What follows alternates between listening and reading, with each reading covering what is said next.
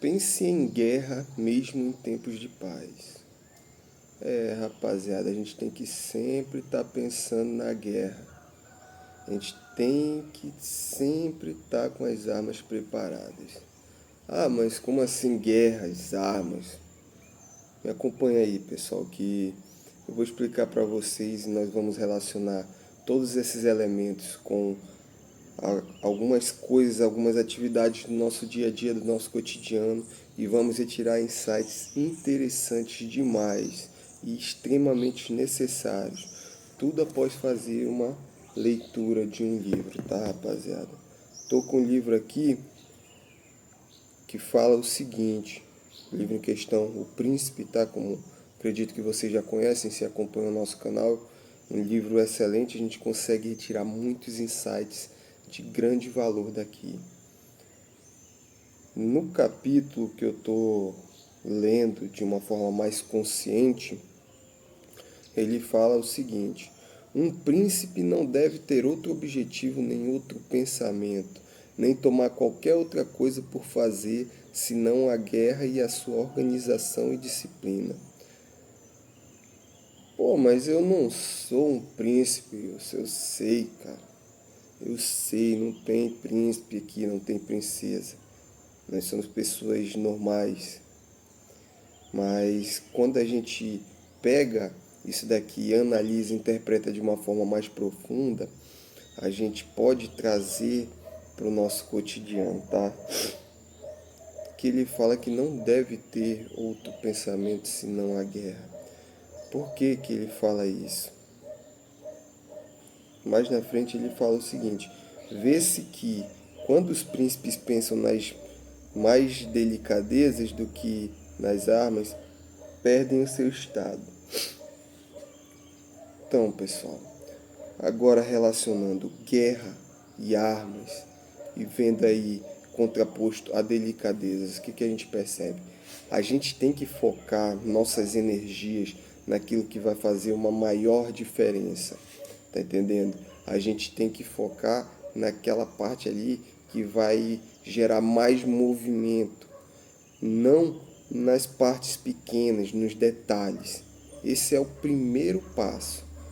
Um fato disso, de quem foca puramente nos detalhes, se mantém paralisado, né?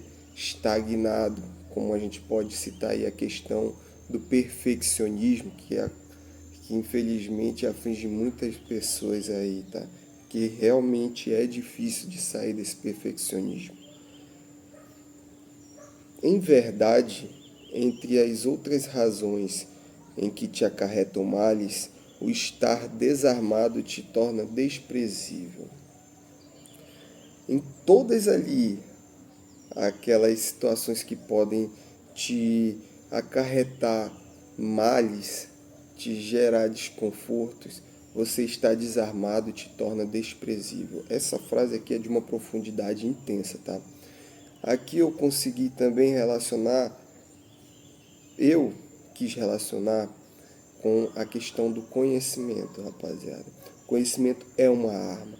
Não estou falando aqui, a gente não está falando aqui de armas no sentido literal, sentido físico. Nós estamos falando de artifícios que podem ser usados para você conquistar, para você dominar. E o conhecimento, ele é um dos principais artifícios no meu ponto de vista. Se você tiver um ponto de vista diferente, pode deixar aí no comentário. Mas no meu ponto de vista, o conhecimento, ele é uma das maiores armas. E se a gente encaixar essa arma aqui nessa frase, a gente percebe a complexidade e a profundidade dela em falar que dentre tudo aquilo ali que pode te gerar mal, você está desprovido de conhecimento, te torna desprezível. E realmente é isso. Quando a gente não tem posse de conhecimento, de pensamento autêntico, a gente vai se deixando simplesmente ser alienado, vai seguindo ali os conceitos que são aplicados em massa, vai perdendo a nossa autenticidade, infelizmente. E aqui ele fala também que realmente entre um príncipe armado e um desarmado não existe proporção alguma. Ah, um príncipe armado. Pô, mas eu não sou um príncipe armado. Pô, já sei. Entre uma pessoa armada e uma pessoa desarmada não existe proporção. Quando a gente fala de um sentido figurado da palavra arma, é um sentido figurado, assim, uma outra interpretação diferente da que está aqui no livro, levando em consideração aí o exemplo que eu já citei, a questão do conhecimento, a gente percebe que não há comparação de uma pessoa que tem conhecimento e outra pessoa que não tem conhecimento. Há uma disparidade, uma diferença muito grande ali entre esses dois seres. E ele fala aqui, ele diz: não é razoável que quem esteja armado obedeça com gosto o que seja desprovido de armas, nem que o desarmado se sinta seguro entre os servidores armados.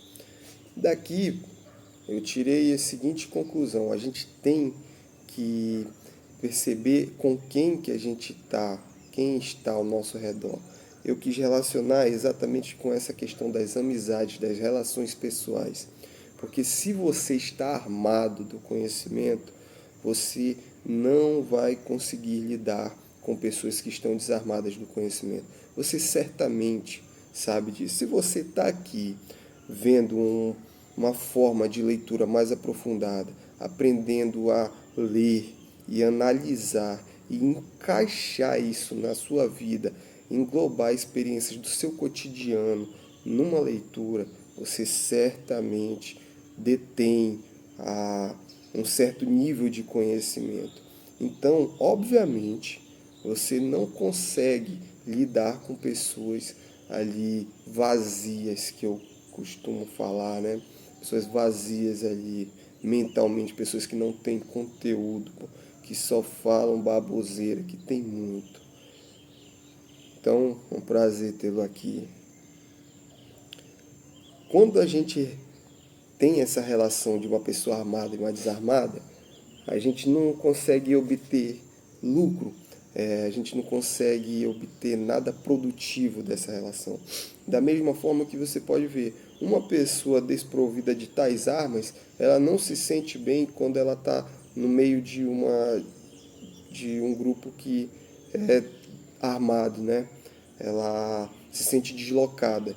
É por isso que a gente vê muita segregação em relativos espaços. Tem espaços que pessoas mais armadas, que aqui no caso eu estou usando como arma principal a questão do conhecimento. Há ambientes que você vai encontrar pessoas ali com maior conhecimento e vai ter ambientes ali que você vai encontrar pessoas com menos conhecimento, por questão de culturas, tá entendendo? Tem ambientes para todos esses públicos. Então a gente tem que perceber e analisar qual que vai englobar a gente.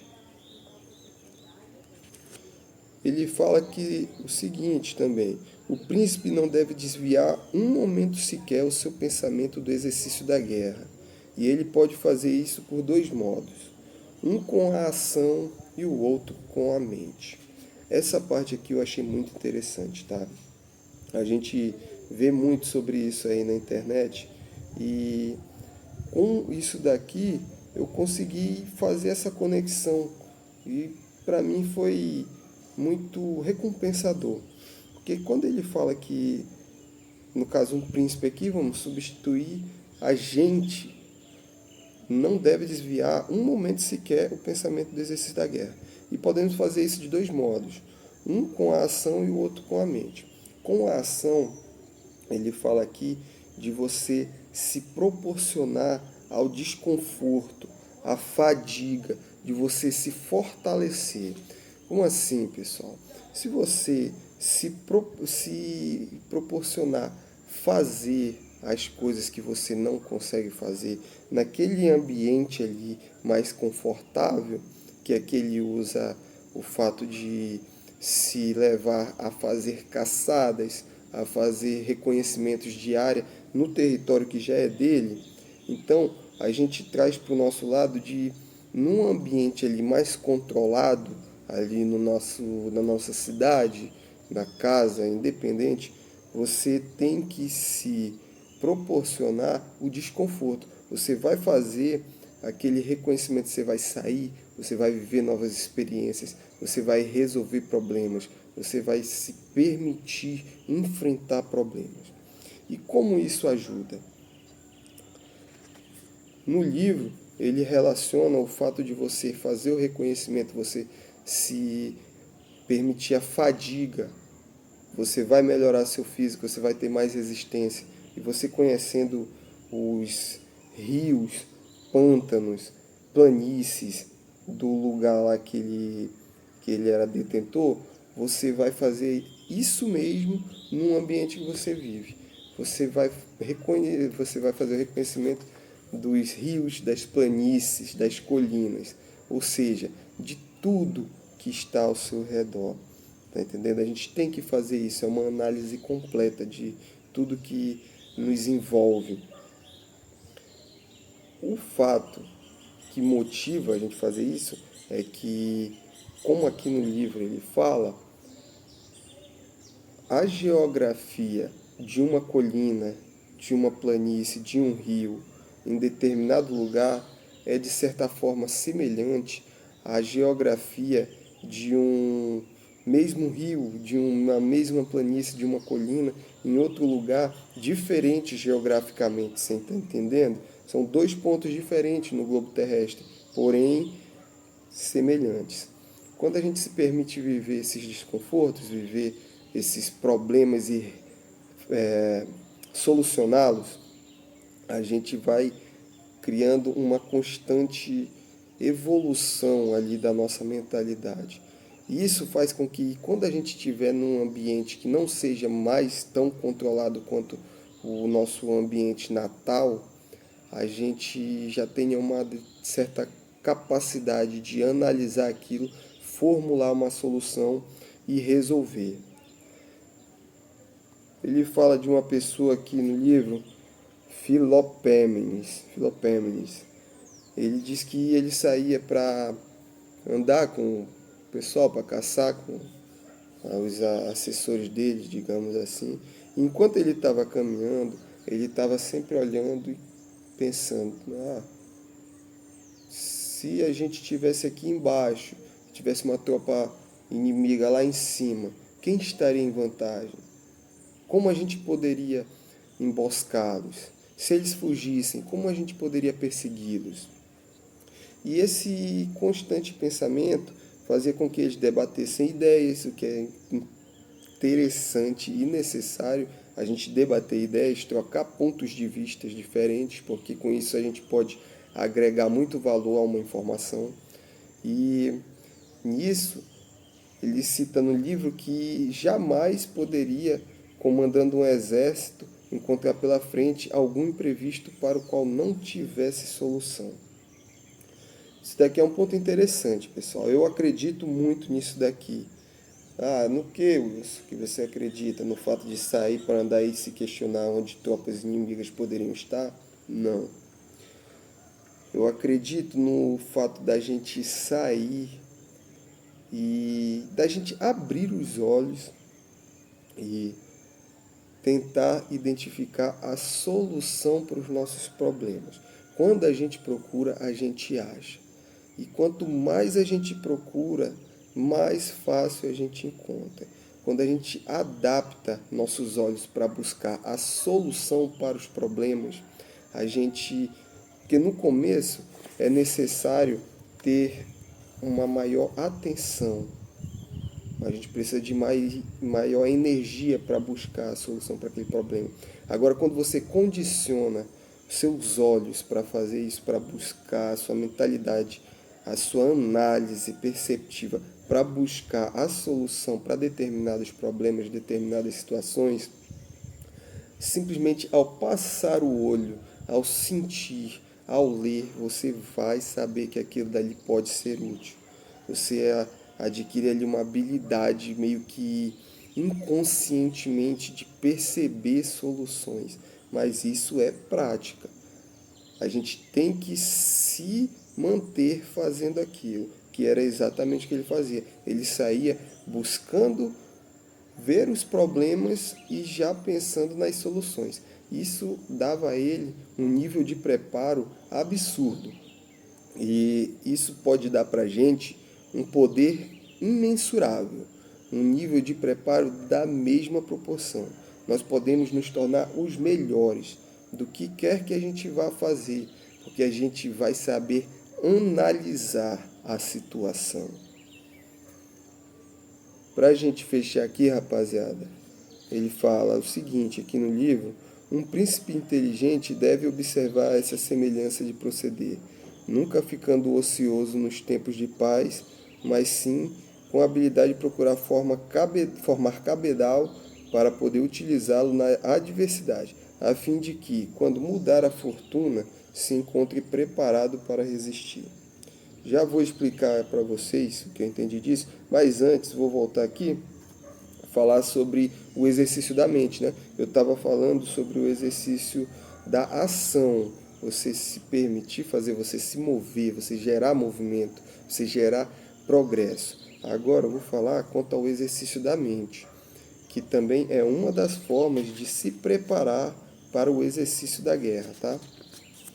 Quando você fala quanto ao exercício da mente, é isso daqui que você está fazendo, é exatamente isso. Você está adquirindo conhecimento. No livro ele fala de ler, de estudar, de pegar pontos fracos e pontos fortes de pessoas que já trilharam aquele caminho e criar ali sua própria opinião, sua própria forma de agir, que eu acho muito certo. A gente não deve se guiar completamente por alguma coisa que alguém escreveu, que alguma coisa que a gente falou. Nós temos que reunir diversas opiniões e formar nossa própria através das opiniões e principalmente dos dados, tá? E antigamente, como esse livro aqui foi publicado em 1532, ele é um livro mais antigo, as pessoas elas se baseavam puramente pelos feitos, pelos atos, pelos erros e acertos de personalidades que já haviam existido e que tinham sido extremamente importantes, que tinham gerado um valor que ficou perpétuo aí na história. Então, isso daqui que a gente está fazendo, trocando esse conhecimento, é exercitar a mente. Porque quando a gente está estudando, a gente está obtendo conhecimento que a gente lê e aplica na nossa vida, que a gente vê um vídeo e aplica na nossa vida, relaciona com o nosso cotidiano, a gente é capaz de encontrar a solução para os problemas, tá entendendo? A gente vai adquirindo essa percepção aguçada do ambiente, das situações. E isso vai se tornando até meio que um vício, pô. A gente quer sempre, sempre mais, quer saber mais, quer estar mais preparado, tá? E voltando pro parágrafo final do capítulo aqui, que ele diz que um príncipe inteligente deve observar essa semelhança de proceder, né, das pessoas que já fizeram aquilo, deve ali ver os prós e contras de certas atitudes e adaptar para a situação dele, né? Nunca ficando ocioso nos tempos de paz. Aqui que está um ponto assim que eu acho que é sensacional para a gente fechar nossa comunicação aqui com chave de ouro. Nunca ficando ocioso em tempos de paz. Você certamente já deve ter ouvido aquela velha frase: tempos ruins formam homens fortes, tempos bons formam homens fracos. Errei, pô. Não é assim não. Tempos ruins formam homens fortes formam tempos bons e tempos bons formam homens fracos. Essa era a frase. No tempos de paz é onde a gente tem que aproveitar mais para se preparar, para se fortalecer. Porque quando a guerra chegar, e ela chega, rapaziada, é inevitável, a gente tem que estar preparado e não se preparando. A diferença na palavra preparado e se preparando é pouca, mas a diferença entre a distância, a disparidade entre essas duas situações, você está preparado e você está se preparando, é extremamente considerável, imensa, preocupante em determinadas situações. Então, quando você estiver bem, quando a gente estiver bem, a gente estiver tranquilo, é nesse momento que a gente tem que agir, a gente tem que sair e lidar cara a cara com o desconforto, com os problemas, com a, buscando a solução de várias situações. A gente tem que enfrentar a fadiga mental, física. A gente tem que estar preparado, porque isso tem uma série de benefícios a longo prazo que eu também já comentei com vocês. Enfim, os benefícios são demais, tá? Rapaziada, leiam, tá? Peguem um livro, leiam, apliquem, peguem essas situações, os acontecimentos, as cenas e adequem para algo da sua vida, do seu cotidiano, porque você vive experiências únicas de um certo ponto de vista, porém de uma extrema semelhança com outras situações. E você conseguindo adequar e fazer essa relação, você pode ter a solução para diversos problemas, tá? Até logo, rapaziada. Valeu, muito obrigado pela atenção de vocês. Comenta aí, deixa um Wilson, tô aqui e até logo.